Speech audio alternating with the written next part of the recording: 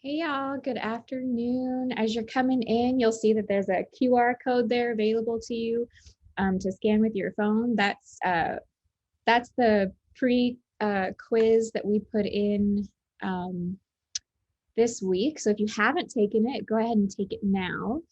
If you've already taken it, but you've learned some stuff from the scenarios of this week, you can take it as a post test.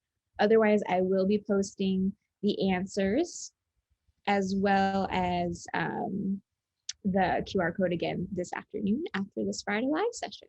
So for those of you that just came in, thank you and welcome. You can go ahead and scan that QR code and take that pre-test, pre-quiz if you haven't already. If you have already, you can take it again as a post for the scenarios, and I will be posting the answers to those as well as the quiz again this afternoon. We're expecting around 80 participants this afternoon. So welcome. Thank you all for being part of this. This is the first time that Kim and I are doing anything like this with the Supervisor Pathways program. So we're super excited to kick off this expert series with Kristen Roberts. Thank you. We're gonna give it just a couple more minutes. We've still got quite a few people trickling in here. So again, if you just joined us, you can go ahead and take a picture of that QR code. That is the pre-quiz that we had earlier this week. If you didn't get a chance to do it, you can go ahead and do it now. If you've already taken it, you can take it as a post quiz, and I'll be posting the answers to that as well as the quiz again this afternoon, after this afternoon session. Mariah, I'm sorry, I didn't hear what you said. This is Colleen. I didn't hear what you said. Hey, no worries. Thank you. So there should be a QR code up on the screen. If you can't see it, please someone let me know because we've got an issue if you can't see it. Oh, okay, so I've never taken a QR. I've never used a QR code. Do you have a smartphone? I do. Awesome. You should be able to use your smartphone's camera. Okay. And you can actually just sort of hold it up to the QR code, and hopefully your camera will recognize it. And then there will be a drop down that asks you if you want to open it in like Safari or Chrome or DuckDuckGo or whatever you open in Qualtrics Safari. That's great. Yeah. Okay. Okay. Thank you. Yeah, absolutely. Thanks for asking. Little pre or post test, depending on if you've taken it already. And again, I will be posting the answers to those in your cohorts this afternoon after our Friday live session.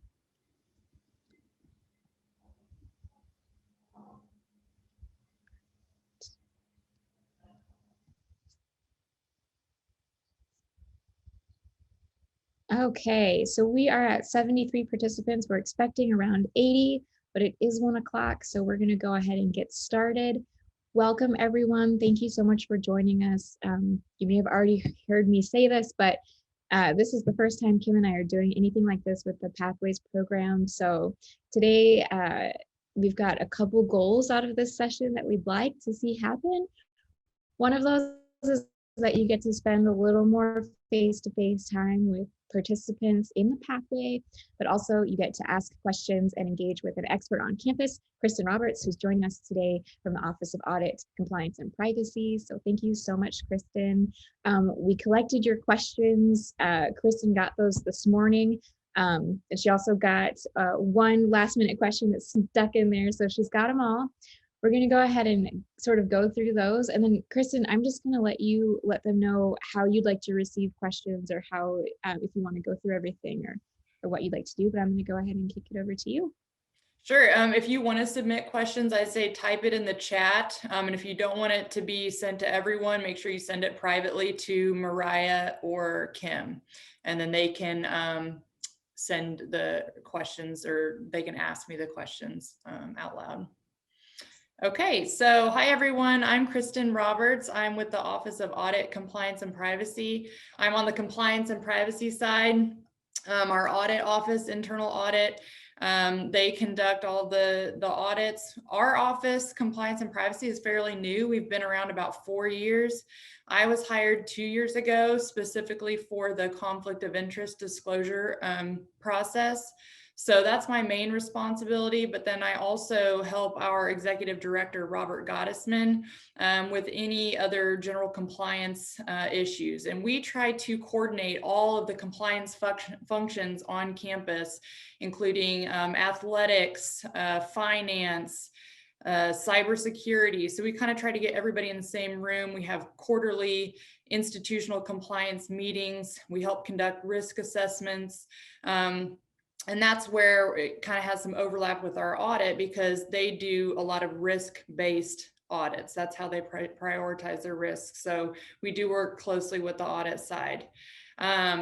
So y'all sent a ton of good questions in, and hopefully we will get through all of those today. So I'm just gonna jump in and start the questions. And if you do have additional questions, feel free to type them in the chat to everyone, or to Kim and Mariah privately. So I got some questions about the $25 gift limit. That comes specifically from state law. So state law defines what is a thing of value and what is of de minimis value, meaning no value. And so that $25 threshold, and then they say $50 per entity per calendar year, that comes straight from state law. And I will mention too that there's several exceptions under what is not a gift. So that would include promotional items, little things that you receive at conferences, coffee cups, t-shirts, frisbees. It also includes things that are given based on friendship and not on your public position. So, you know, if you're friends with someone, that is not considered a gift under the state ethics law.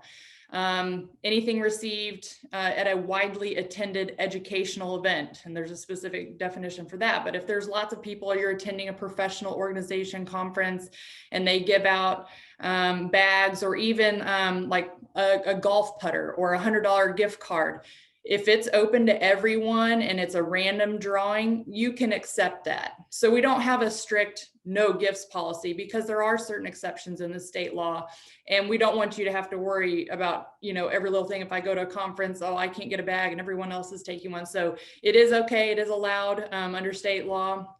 And, you know, we said too, if it's like perishable items, you know, cookies or food around the holidays, and you don't feel comfortable accepting it, you don't know if it's above that $25 value, you can share it with everyone in the office.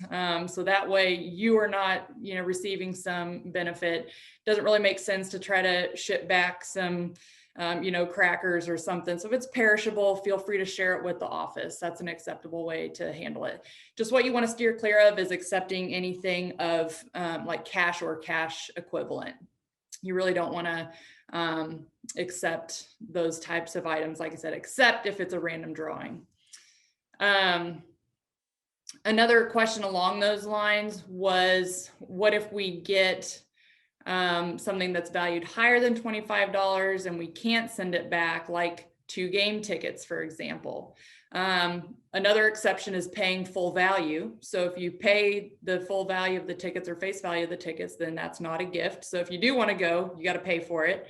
Or you could just send it. If you can't send it back to whoever sent it to you, you could send it to our office and say, I'm, you know, declining this gift in accordance with our policy or state law, just to make it clear that you are not accepting them. So that'd be another way to handle it. Okay. Next question about what happens after something's reported to our office, the Office of Audit, Compliance and Privacy, or through Ethics Point. So if complaints come in through Ethics Point, it is anonymous. We don't have a way to identify the person unless they say, you know, I'm in this department, I worked here this many years. You know, if you identify yourself, then we can, but everything is looked into. And if our office doesn't, we send it to the appropriate office. So we have a contact like in student affairs that might investigate student conduct related issues. If it's cash management, we would send it there. If it's Title IX, we would send it there. So the appropriate unit does investigate it, and they determine if it's frivolous and unsubstantiated, or if it is substantiated. If it's substantiated, they may conduct additional interviews, gather additional information, conduct an audit. But again, if we can't identify the person who reported and we can't get in touch with them, sometimes we're unable to get the additional information that we need in order to investigate it. So if you do file something through Ethics Point, make sure that you log back in and check any correspondence, because we have no other way of communicating with you. If we have follow-up questions, if you don't log back in and reply to the auditors, they can't, do further investigation. And the other thing is, we may not necessarily publicize, complaints that come in or how things are resolved. Some people might say, nothing was ever done about this. Well, it was, but we don't necessarily share that with the reporter or put it on a website or something like that. So you may not know what action was actually taken, but I do want to reassure you that everything is looked into and addressed. Another question. How does Auburn's policy or guideline on retaliation actually play out in practice? What's the process of reporting and protecting the person being retaliated against? And what is done about the person doing the retaliating? So Auburn does have a policy against retaliation. It was enacted in 2017, so it's relatively new. It's also known as a whistleblower policy, if you've heard that kind of in the corporate world. So it basically says if you file a complaint or bring forth some concern about non-compliance or unlawful activity, you cannot have adverse action taken against you. It's pretty narrow in definition. So it's only action taken against you due to some complaint about non-compliance or a legal violation. So it's not a bunch of, workplace disputes, that type of thing. And the adverse action has to be like an adverse employment action, threat or intimidation in the workplace, or discrimination or harassment. And those have to be based on a protected class. So it is pretty narrow. But basically, if you had a complaint of retaliation, if you thought some adverse action had been taken against you, or if you maybe witnessed it and observed that, you can report it through Ethics Point, the anonymous reporting system, and then they would look into that. And if someone is found to have taken retaliatory action, which is unlawful, they would be subject to discipline. So it would follow the university's disciplinary procedures with the different group violations. It has to be documented on the forms, and appropriate disciplinary action would be taken against that person. So Kristen, we had a question come in. Yes. About being concerned that something was retaliatory and that it, is there any recourse for the person who, like, let's say a supervisor or somebody wrote up an employee and that write-up was retaliatory? Is there any course of action for that employee to defend themselves, I guess, is kind of the question. Yeah. Yes, so they would need to make a report that they believed that they were retaliated against and specify, what adverse employment action was taken against them, what they reported. Again, it has to be for some reporting of some, misconduct or abuse or violation. There's a specific exception in the policy that says adverse actions against an employee whose conduct or performance warrants such action unrelated to reporting a concern is not retaliation.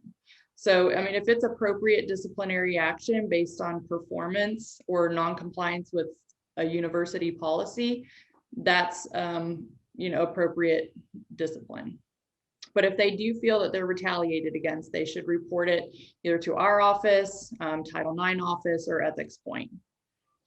So this particular participant would like to know Whose responsibility is it to ensure employees who have a disclosed side business have a conflict of interest? Oh, I think this is a separate question. Sorry. Okay. Yeah, conflict But- of interest related. I mean, do you want to go ahead and jump into that, or? Yeah, we'll squeeze this question in. Whose responsibility is it to ensure employees who have a disclosed side business have a conflict of interest disclosure on file with the university? Is it the responsibility of the supervisor, the employee, or both? So if the supervisor does have a question about maybe outside businesses that their direct reports are engaged with, they can contact our office and ask, and we can share that disclosure with them. If they think there's a concern or whether something was disclosed or not, we could share that with them. And again, if you observe maybe a coworker or something, I think this is one of the examples in the quiz. If you observe someone else engaging in maybe outside business during work hours or using university equipment, you can report that to our office or your supervisor as well. That's an acceptable reporting channel, or that ethics point, just depending on how comfortable you are with reporting it. So that kind of leads into one of the other questions that we received about management plans, and how do you, like, whose responsibility is it to draft the management plan and follow it? So typically, as we review the conflict of interest disclosures, and we receive 6,000 of these. It takes us a few weeks, if not months, to go through them, identify potential conflicts, and notify the individual and their supervisor that a potential or perceived conflict exists. If we notify you that we do think a conflict exists and we need a management plan, then we do have management plans on our website. And if it would be helpful, I can share my screen so you can see what it looks like. Okay, can everyone see this, the conflict of interest and conflict of commitment? I am not seeing anything. There we go. Okay. Can you see it now? Yes, I'm able to see it. Conflict of interest and conflict of commitment. This is our website. If you click here, you can update your disclosures throughout the year. We do have frequently asked questions. The policy, if you have technical issues with the system, common guidelines and scenarios to see what would be considered a conflict or not. And then the management plans here. So if you click on management plans, we have templates available for employees, for faculty researchers, if you have a conflict of commitment situation, if students and faculty have interests in the same entity, if researchers are related and researching together, and then if you have a board position with an entity. So you can use one of these templates to create a management plan for your specific situation. And sometimes people just take it on their own initiative and pull a template, draft it up and send it to us and say, is this okay? I might make some edits. Others, we will help draft it if they're not quite sure. And then research compliance, they do the same for faculty or research specific conflicts. So Millie Ty is the research integrity officer, mainly working with faculty members who have federal funding to draft an appropriate management plan. So then if you do have a management plan, then it's up to the employee to follow it, and it's up to their supervisor, which is usually the oversight manager. So typically the oversight manager on the plan is their supervisor, because that's the person who has the most day-to-day oversight, with this employee. And they should revisit it during the annual performance review. So once a year, when you're doing all the documentation for your annual performance review, revisit the management plan, make sure that it's being followed. And if any changes need to be made, you can contact our office and we can revise it. So that's typically how the management plan process works. Hey, Kristen, we've got a Yes. couple other Sure. questions that come in. Let's see. Is the supervisor required to report when an employee is using company equipment or company time for their businesses outside of Auburn? They should address it with the employee and correct it. It's going to depend on the situation. I think what equipment's being used, for how long it's been going on, the value of it, the egregiousness. If it's a one-time incident and they can correct it, before it becomes an issue, and probably have a management plan in place, having the employee acknowledge that they are not going to use university equipment, time, resources, so it's documented. But if it's, egregious and ongoing, then it should be reported to us or through ethics point. Okay. And we've got another one that came in, but I think it was addressed in one of the scenarios, and it may be a follow-up question, but what is Auburn's policy on spouses working together on campus? Okay, so this is kind of a common thing, and this was really kind of what started the conflict of interest policy, was complaints about nepotism. And in the conflict of interest disclosures, we found that about 25% of the people on campus are related. So there's a lot of relationships. So it is not, prohibited outright. Auburn is a small place. We're one of the largest employers in this area. But state law says that you cannot be the direct supervisor or in the chain of command of a family member within the 4th degree of consanguinity or affinity, which means blood or marriage. So that goes all the way out to first cousin. So we just have to be very careful, with HR and hiring practices, that family members are not in the direct reporting chain. They can work in the same department as long as they, they can even report to the same person, if they're on equal level and have the same supervisor, but they cannot report to one another or even be, a couple steps removed. If that were to happen, like let's say somebody higher up, like the dean of a school or something, and they have a cousin who is an admin associate in one of their departments. So that person may not have direct, like day-to-day supervision, but they are in the reporting chain. So we would have to have a management plan in that instance, removing the family member from the chain of command, saying, they have a different supervisor that's in charge of their day-to-day responsibilities, that conducts their performance reviews. This person doesn't have any say in their employment decisions, just to make it clear and transparent that it's not based on family relationship. As far as researchers go, again, it's fairly common for research or family members to research together. So a lot of the federal funders say that you have to disclose that, and it has to be managed by the university. So again, we have to have a management plan in place, saying that one family member is not going to be making these supervisory decisions for another family member, regarding pay, regarding promotions, regarding responsibilities. So a lot of times that involves having a neutral third party involved in the project, someone else reviewing the data to make sure it's unbiased. I mean, that's the whole purpose of this, is make sure that, research is unbiased.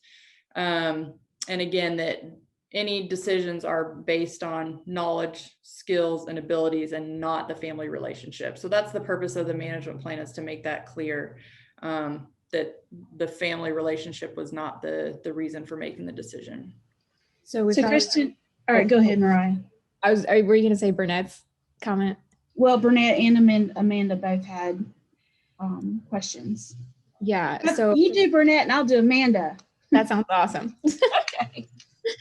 Okay, Kristen, Burnett wants to know, she wants to clarify. So a husband and wife can work in the same office, or spouses can work in the same office, but not be in their chain of command, right? That's right. Yep. And we also had the question, so in the scenario we had with the daughter, are all faculty chain of command for an admin? Like if there's a student worker and the faculty members, like a parent or something in the scenario, yes, they would be considered in the chain of command. So we'd have to have a management plan. And as far as student workers and TES, student workers should go through the Weagle Workers website and obtain a job on campus just like any other student would. They shouldn't get preferential treatment or front of the line, hiring just because mom or dad works in the department. So we definitely want to avoid that. And then same with TES workers. That was kind of an issue that came up through the conflict of interest disclosures, because it's not real clear who their supervisor is going to be or what their duties are going to be. That's all listed. They all have the same supervisor in TES. So we had to do some additional digging to see, okay, who is actually directing their day-to-day activities and that type of thing. So HR is kind of changing their hiring practices with TES and making sure that family members aren't working for a relative.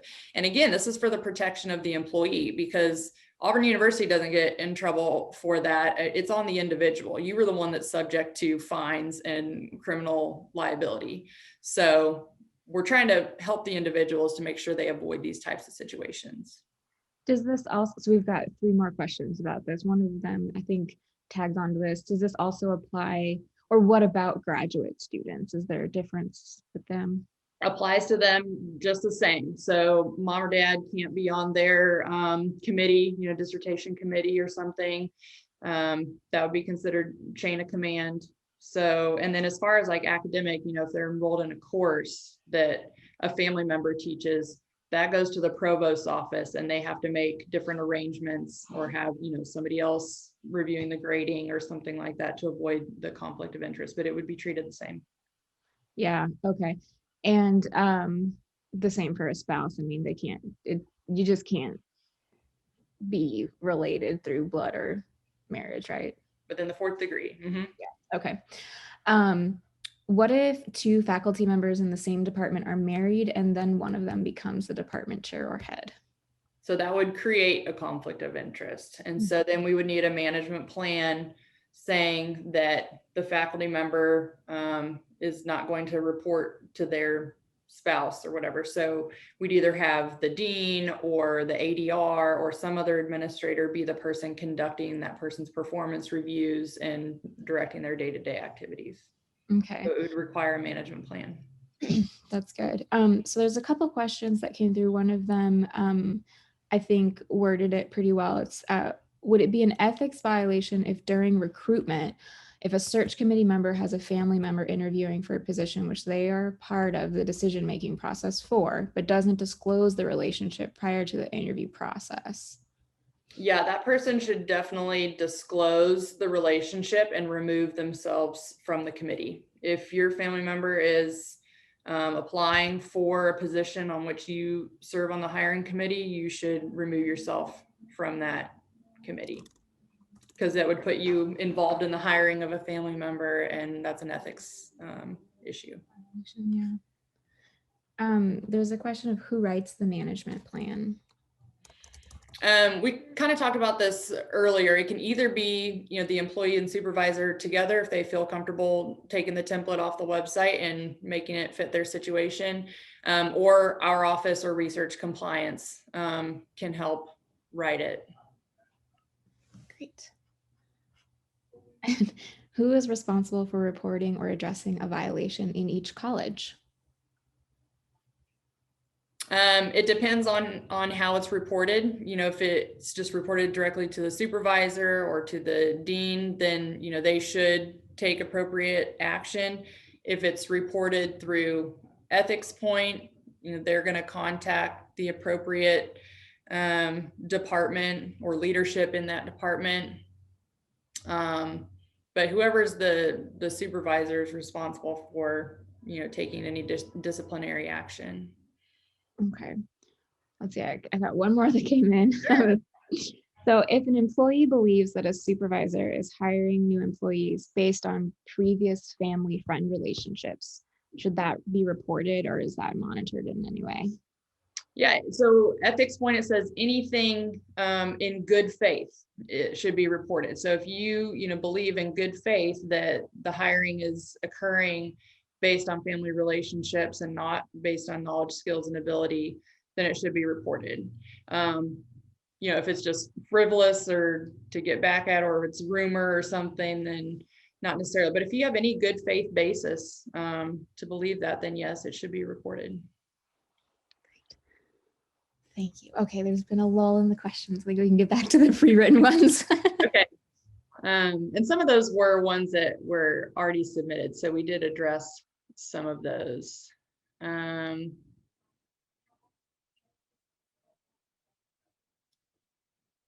Okay, we had one question about if I, brought this concern to the supervisor and they basically blew it off as I'm the department head, I can do whatever I want and no one actually gets in trouble for this. Even that type of response, I think, should be reported to ethics point. If a supervisor or department head is blatantly violating university policy, this particular one was regarding FERPA, the Students' Rights and Privacy Act regarding student records. If they said, yeah, we don't need to follow that, well, that's federal law and that's university policy. And so if an employee, whether it be an administrator or a dean, like that should be reported. So any instances of non-compliance we want to know about, because we can't take any type of corrective action if we don't know about it. Somebody asked, what are the most common compliance issues seen across campus? One of them I had on my list was the hiring of family members. I mean, that's a common issue that we come across. I would say socializing policies. We have a lot of policies out there in the policy database, but nobody knows that they're there or which ones apply to them, or when new ones come out or when old ones are revised. Nobody's told, that there's something out there that applies to them or what changes were made. So we really need to do a better job of socializing our policies, making people aware of what's out there and what applies to them. So like this educational session is another opportunity to, it's a form of training and socialization, letting people know that state ethics law applies to public employees, that these policies, this is what they mean in practice. So we are trying to do more of that. We get a lot of FERPA questions. So we have a FERPA committee that meets just as needed as we get questions. I think because it touches almost everybody on campus, student privacy rights. And so we address a lot of those questions. For research compliance, for all the faculty involved in research, that's a common one. And the big thing with that is that there's bigger implications for the whole university. So if one faculty member doesn't comply with the federal regulations, doesn't disclose conflicts of interest, isn't managing it, our university can lose funding from that source. They're going to say, we're not going to give Auburn University any more NSF grants because you've demonstrated that you can't appropriately manage the funds. So that's a really important area that we make sure that we do comply with. I'd say privacy issues, just because it's relatively new. A lot of people don't necessarily think of privacy, but anytime you're collecting information like those online forms, anybody can create a Wix or Weebly website, anybody can download an app, but as soon as you start collecting information, whether it be from students, the community, alumni, whatever, you're now a data steward and you're holding information. And where is that stored and who are you sharing it with and how long are you keeping it? So there's all of these implications now that you have data. So we added a privacy notice to our website, and different units have their own privacy notice, letting consumers know what information they're collecting and what they do with it. And then there is a data storage matrix that the Information Technology Office manages that says what software or applications are appropriate for what types of information. We don't want social security numbers being sent via email. We don't want confidential research stored on Dropbox. So we have to make sure that it's a secure environment, secure transmission to protect privacy. Web accessibility, for disabilities, making sure the color contrast is appropriate and it can be read by screen readers, things like that. So accessibility. And then I asked the audit side what they see a lot of, and they said misuse of P card, just because that's a common, it's really easy to access. A lot of people have them. And so just misuse of P card or leave, either abusing leave or not taking it appropriately, that type of thing. Somebody asked about best practices that can be shared. And it kind of depends on the area. You know, there's different industry best practices for different areas, but there is like a list of like do's and don'ts and guidelines for public employees on the Alabama State Ethics website. Can you guys see this guidelines for public officials and employees? Looks good. Okay, so it kind of said, who are public employees? What is personal use of my office? What is a conflict of interest? Revolving door policy. This is one that people don't really know about, but after you've, worked for a public entity, you can't work for them for 2 years after, go work for somebody that, you did business with in this role. And then down at the bottom, it's got the do's and don'ts. So that's a good kind of general one for public employees. Would you copy that link and drop it into the chat, Kristen? Sure. We've had a request for that, a couple of requests. Yeah. And we also had another question, and I think this is in terms of sort of maybe compliance. Has there been any update to policy regarding personal use for AU provided cell phones, or should that person be carrying 2 different phones? It depends on the use. And what, purpose it was given for and what you're using it for. So let me pull up the policy database. So this is what the university policy database looks like, and you can search. So this was, you said electronic device? Yeah. What it was? Yeah. Mm-hmm. Jeez, was privacy. What was it? Device.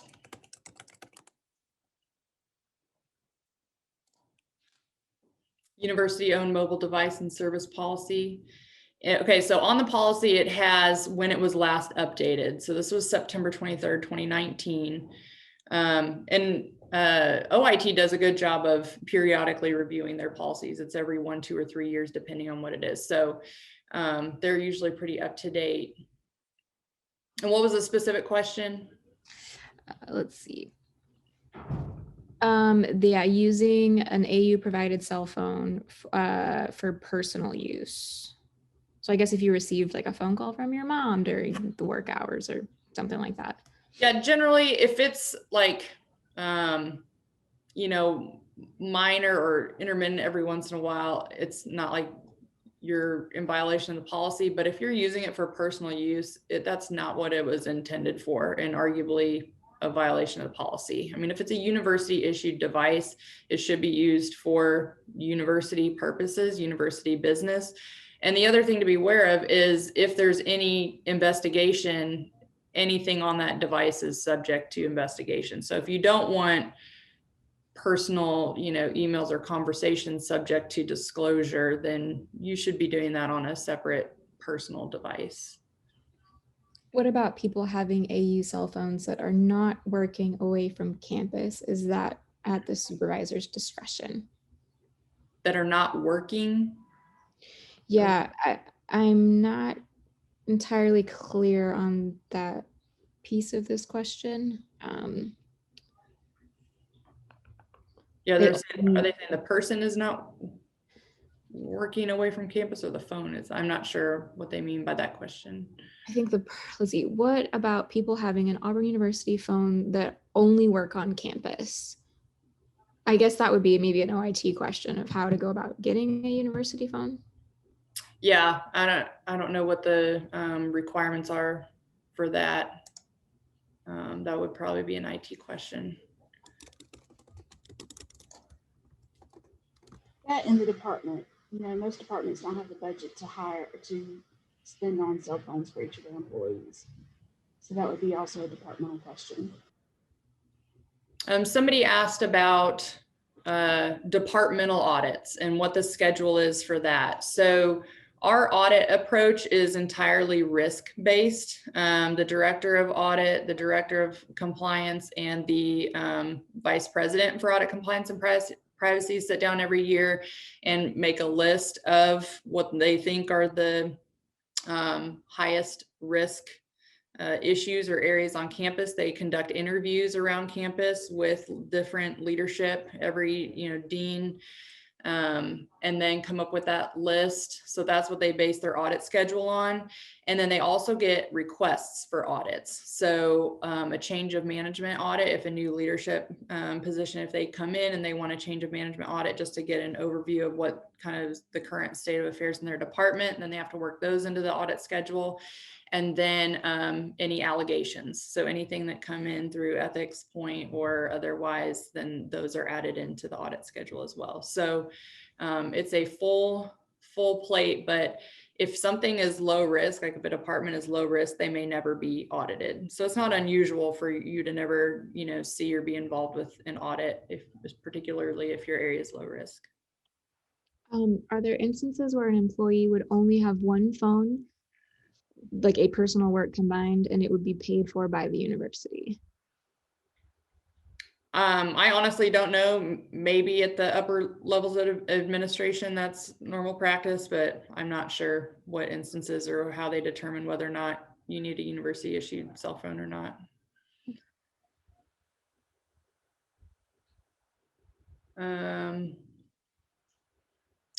What else?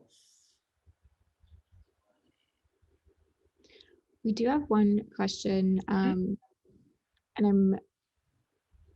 let's see, hopeful that this person can give a little bit more context because I'm not entirely sure, but this person asked, what about risks involved in payroll errors? And I'm wondering if that's to do with the phones, or I'm not sure. Do you understand that question? Yeah, so we got a question about payroll audits, so it may be similar or related, but they do conduct audits of payroll. It could include like pay raises or leave balances. That's what audit mentioned. Those were two common ones that they may get complaints on, substantial raises or abuses of leave. And being financial, it's probably one of the higher, risk-based areas. So I'm sure it's one of the ones that's regularly audited. And sometimes it's not necessarily an audit of a particular department. It may be a process. So if a process touches several different departments, it's an audit of the whole process, not just one department.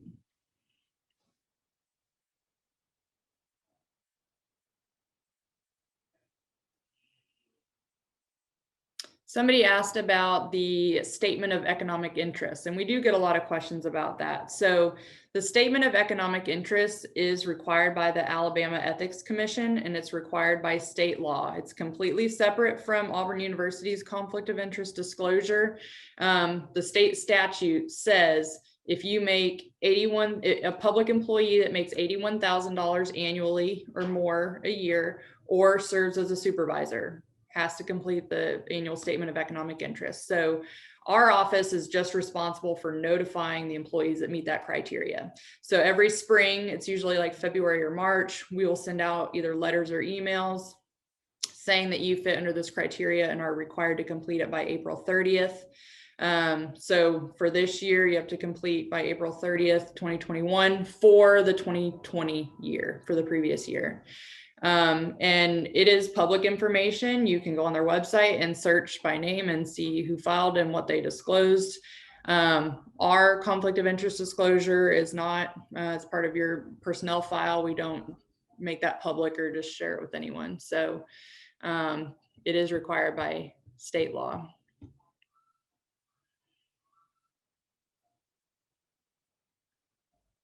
Someone asked about what are the most common ethical dilemmas that you've noticed AU employees encounter? How can supervisors do a better job of addressing this with employees before it becomes an issue? I think this is a great issue or a great question, and something that we, as all supervisors and aspiring supervisors can help with. And I think one of the most common ethical dilemmas is reporting suspected violations or misconduct, that people don't feel comfortable doing that. They're afraid to say something. They're afraid of adverse action, but that's the whole purpose of the anonymous reporting system, is to have a place where employees can voice those concerns anonymously. So I think making your employees aware of that avenue, and that it, you know, should be used, and that it's anonymous and confidential. I think that's something supervisors can do, and also make them aware of the policy against retaliation, that the university has a policy that you can't be retaliated against for reporting those types of things. And it improves our whole culture of compliance and ethics. If everybody, you know, holds themselves and others accountable, it's going to make it a better place all around.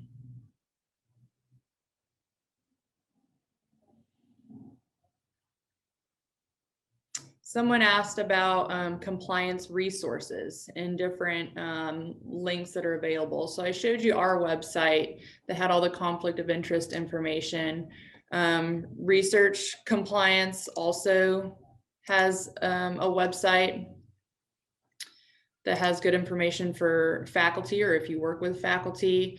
Under research integrity, this is kind of a new area, the international collaboration. There's a lot more scrutiny by the FBI and federal regulators about our involvement with foreign entities and where funding is coming from. So this is a really good page to kind of talking about foreign interests and why it's important. Additional conflict of interest resources, responsible conduct, scientific misconduct. And then other resources to be aware of, the University Ombuds Office. So the Ombudsman is a place that you can go to voice concerns, and this person is a neutral source for faculty and staff, and can help you work through some of those issues and identify avenues to best resolve any of those issues. So Kevin Coonrod is the ombuds person.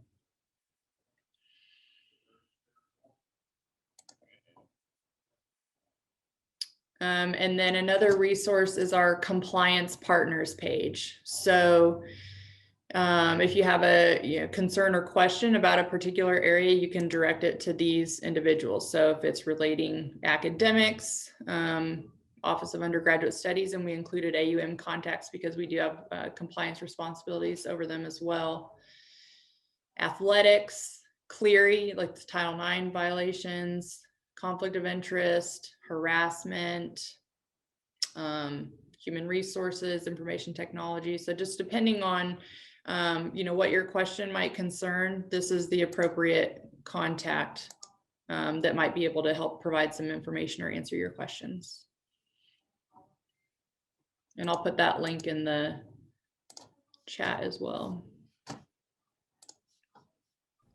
Great, thank you.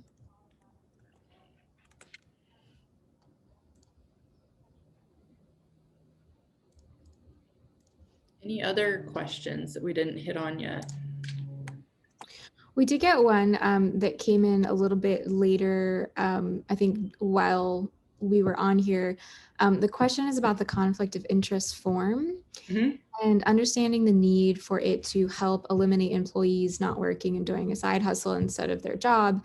But the question is more about the free work section and why it's necessary to know about all the free work. As an IT person, this person fixes a lot of family and relatives' computers for free all the time, but they feel like they have to list all the states that they have family in, which is a good number. So they want to understand that a little bit more. I don't know that it's necessary to list all the states that you do work in. The way the question is worded is any outside professional activity that's not for Auburn University. So if it's regular in nature, even if it's volunteer and not for pay, you should disclose it on question 2, just for conflict of commitment purposes. So conflict of commitment is a type of conflict of interest. And so if you're spending 30 hours a week fixing everybody in your friend's computer, are you able to adequately do your full-time job responsibilities? So that's where the conflict of commitment situation comes up. And the other thing is, you may have, 4 or 5 different things that you're volunteering for, and they all may be, great causes, and you may have great intentions or, purposes behind that. But if so much time is being taken away from your full-time responsibilities, Auburn University is paying you to conduct a full-time job 40 hours a week, and we're paid with state taxpayer dollars. So they want to make sure that that money is spent appropriately. And that's why we do ask about just outside professional activity. We've got another question. Is there a best practice or policy for how data is classified? What's considered public, confidential, and what should an employee do if they think their data is being misclassified? You may have touched on that earlier, but. Well, yeah, the data storage matrix comes to mind first, and I think you have to log in to your AU Access to see it, but I'll pull it up. Because it shows what type of information should or should not be stored where.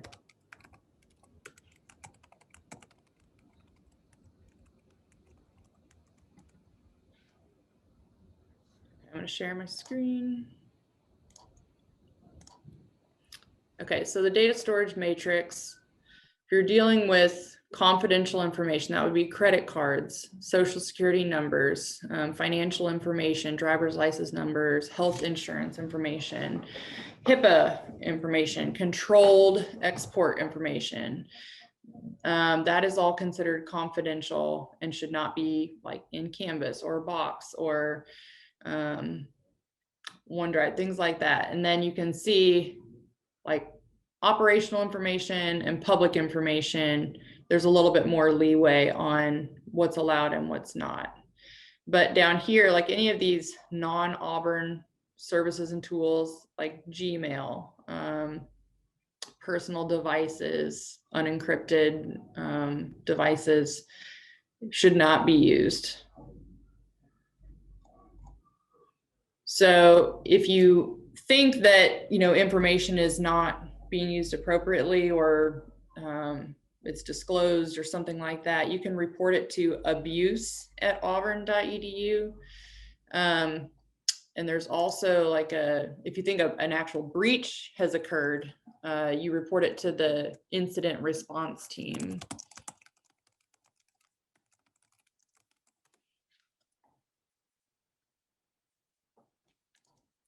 I'll pull up a link to that.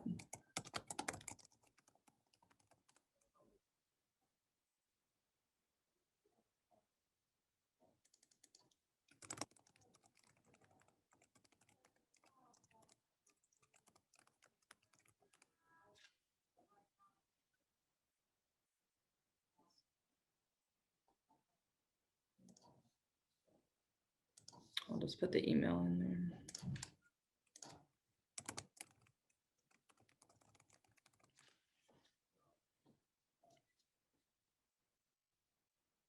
Okay, any other questions? I think we're good. We've got about 10 minutes left. I think we'd like to maybe open it up if there are any other questions.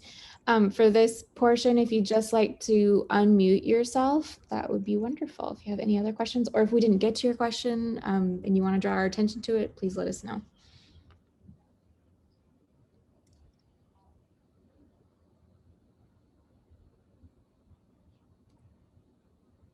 Or if you have comments or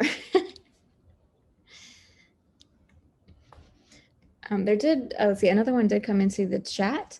How does the university handle classified governmental information? For example, can it be entered into the e-cover form system or should it be handled in a different way?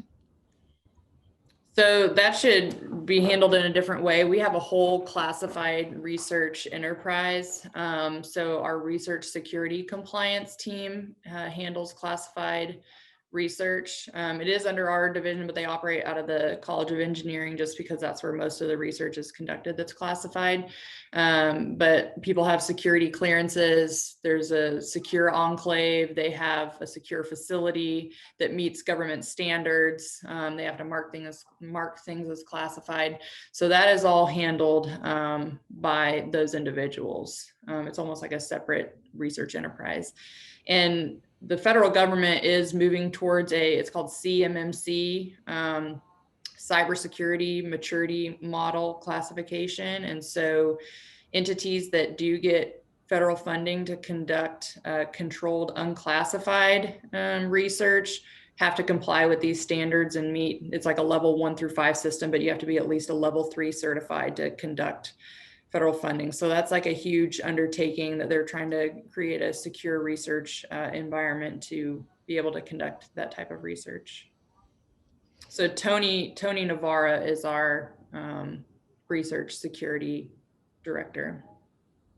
And they vet like J1 visas, visiting scholars, foreign graduate students, things like that.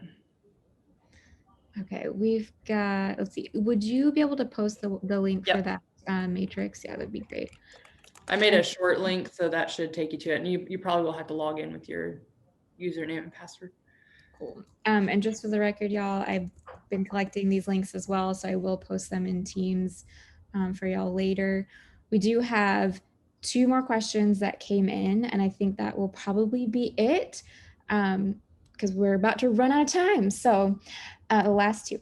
How often are travel reimbursements audited? And this person is curious why the statement was added that employees agree it is a true and accurate accounting of expenditures. On the form, I assume it says that. So, I mean, anytime that you're filling out that you should be reimbursed for a certain amount, it should be honest and correct to the fullest ability. So, I mean, it's pretty closely regulated when you submit those forms and they do the reconciliation with the receipts. It's got to meet the per diem limits, and you've got to have receipts or else you're not going to get reimbursed if it's above the per diem limit. So the financial person in your unit that's responsible for that is reconciling everything, and then the P-card office is looking at that as well. They do conduct regular audits or audits upon request, but it's pretty closely regulated. Last question this afternoon, circling back to the conflict of interest stuff. Do all outside time commitments need to be reported, no matter if it is 1 hour a week or 20 hours of the week? We have student and TES employees that work with animal rescue. I think there are also direct sale involvements, as well as someone in the process of opening up their own business. Yeah, if it's something that you are going to be doing for compensation, like opening up your own business, or as soon as you file with the Secretary of State's office for any type of business entity, you should disclose that. I mean, that's a professional commitment. Even if, some people say, oh, I'm not making any money with it yet, or I'm not doing anything with it now. But if you have it registered with the Secretary of State site, you should disclose that. If it's just you volunteer once a week at the animal shelter, that's something that probably doesn't need to be disclosed. It's unlikely to interfere with your professional duties or your time commitments to Auburn. The only thing is, like on question 1, it says, are you working for an entity that like does business with Auburn University or sponsors research at Auburn University? That could be something where if you are working for an entity, even if it is just a couple hours a week, but you are getting paid and they are a vendor for Auburn, then you would need to disclose that in question 1. So we always say it's better to disclose and be transparent, because it's, again, to protect the employee. It's for your own benefit, and we can't manage anything that we don't know about. So it's best to just disclose it if you're not sure. And that's also why we included the open-ended text box at the end of the questionnaire. Is there anything else in the interest of transparency that you want to disclose? So if you're not sure, you can always just put it there and say, here's something else I'm involved in, or just want to let you know, and then we can, talk about it further, or call us and ask before and say, do I need to disclose this? And we can kind of walk through, your time commitment and who it's for and that type of thing. But again, it's always better to err on the side of disclosure. That's awesome. Well, thank you so much for joining us today, Kristen. It was awesome. You're getting tons of thank yous in the comments. Good. Yeah. And please reach out and ask questions anytime. That's what I'm here for. So please let us know. Thank you so much. And again, we will be posting the quiz questions as well as all of the links that Kristen linked for us today in your teams this afternoon. Just give me a couple hours, y'all. I got a couple things I got to do, and then we'll get those things out to you for sure. So good. Thank you.